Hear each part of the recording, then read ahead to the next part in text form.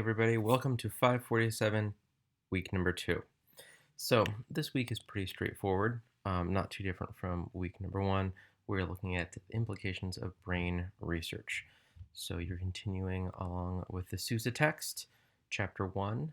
You have a couple articles and a couple of videos. Videos are pretty short, reasonable.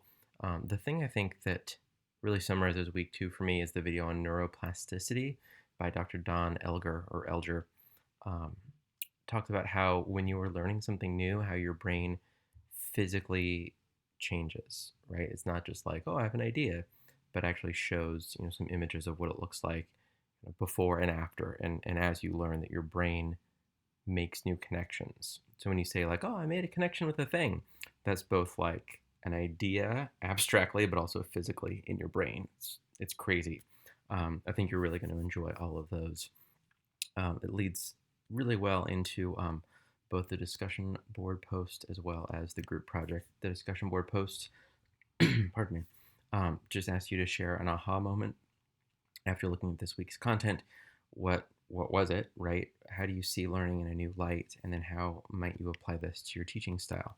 How's your teaching style change? Similar idea with your group integration paper. Definitely encourage you to get started early on that. You're going to use Google Docs to collaborate. You're going to write a 3 to 4 page paper, groups of 3. Please do not share the Google Doc with me.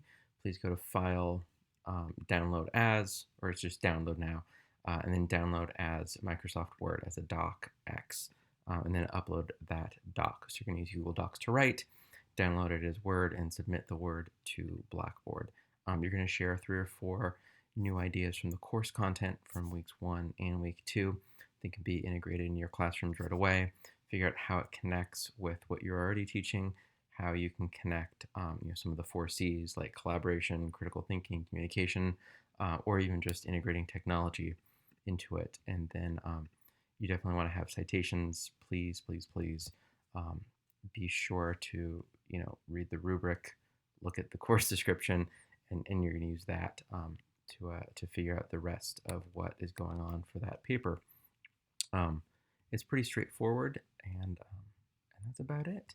Hopefully you also saw that message about the education symposium, the leadership symposium, Escaping the Ghost of Education Past. Definitely encourage you to attend that. It's coming up in a few Saturdays. I believe it's February 6th, whatever that Saturday is. It's going to be good stuff. It used to be in person. You'd have to like drive and park and walk, and now you can just hop on a Zoom call. Although you're likely as burned out as I am on them. But it'll be good, I promise, and it is more convenient. So consider attending that. Details are in that flyer and in that other announcement on Blackboard. So that is all for 547. Pretty straightforward week. Reach out if you have any questions or thoughts. If anything comes up in your group projects, particularly if one of your group mates, one of your classmates is not being as responsive as you hope, please loop me in right away. Also strongly encourage you to use the Blackboard tools to document progress. So it's not just a group text. That's a lot harder to document. Hey, here's all the work I did.